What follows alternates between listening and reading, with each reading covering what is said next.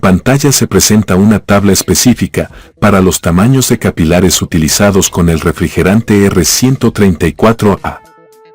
Esta tabla ha sido diseñada exclusivamente para los casos en los que no se conoce la capacidad de enfriamiento del compresor. Es importante destacar que la tabla toma como referencia la potencia eléctrica máxima admitida por el compresor, expresada en caballos de fuerza, HP. Por ejemplo, para un compresor de 1/5 de HP, con un evaporador que opera a una temperatura de evaporación de menos 6.7 grados centígrados, 20 grados Fahrenheit, se tienen los valores correspondientes en la tabla. Sin embargo, es fundamental aclarar que la mejor manera de seleccionar un tubo capilar no se basa únicamente en la potencia eléctrica o el caballaje del compresor, sino en su capacidad de enfriamiento. La capacidad de enfriamiento de un compresor se refiere a la cantidad de calor que puede extraer un sistema que utiliza dicho compresor. Esta capacidad suele medirse en kilocalorías por hora, BTU por hora o vatios. Y depende de la temperatura del evaporador que sea requerida por el equipo. Es crucial notar que los vatios pueden generar confusión, ya que algunos fabricantes utilizan los vatios tanto para medir la potencia eléctrica del motor del compresor, como para medir su capacidad de enfriamiento.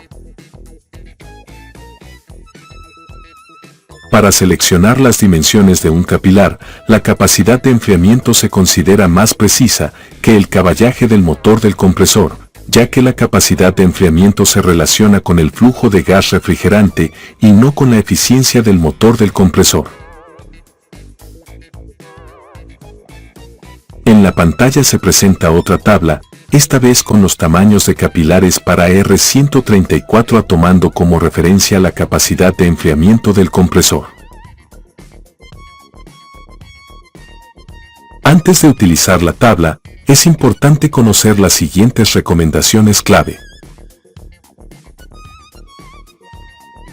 Los tubos capilares dependen tanto de su longitud como de su diámetro, para determinar la restricción total que ofrecen.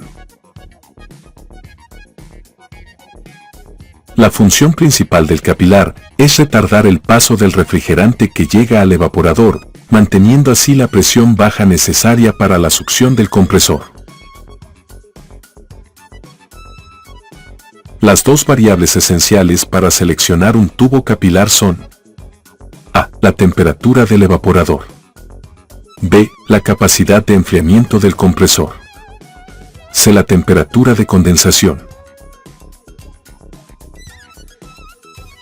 Diferencia entre potencia eléctrica y capacidad de enfriamiento. A. La potencia eléctrica, en HP, se relaciona con el motor del compresor y no debe confundirse con la potencia frigorífica o capacidad de enfriamiento, ya que esta última se relaciona con el flujo de gas refrigerante que maneja el compresor.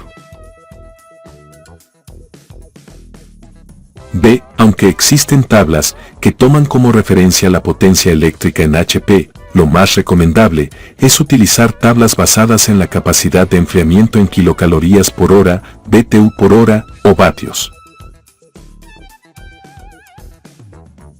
C.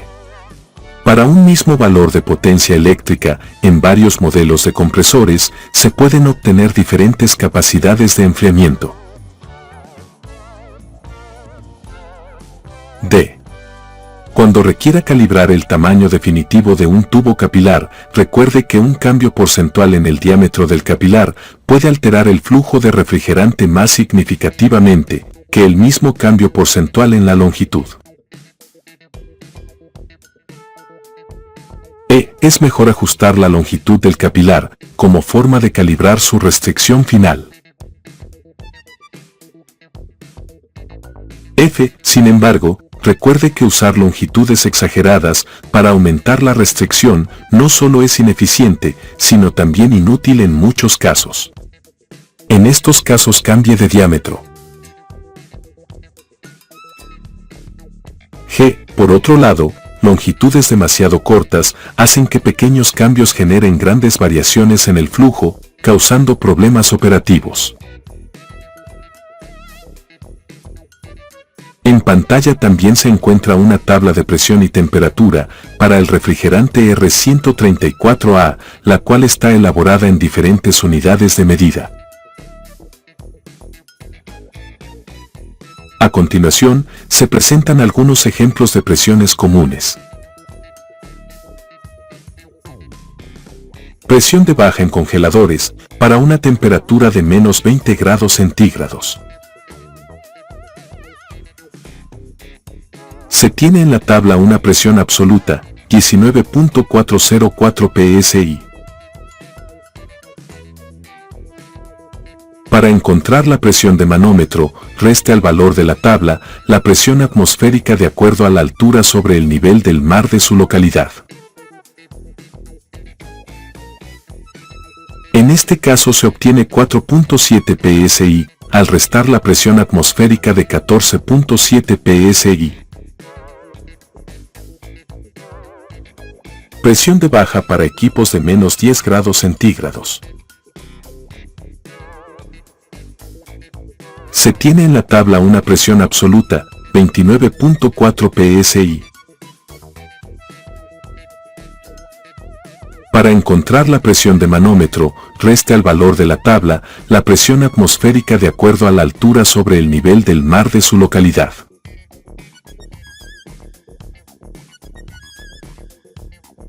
Presión de baja para equipos de conservación con una temperatura de 5 grados centígrados.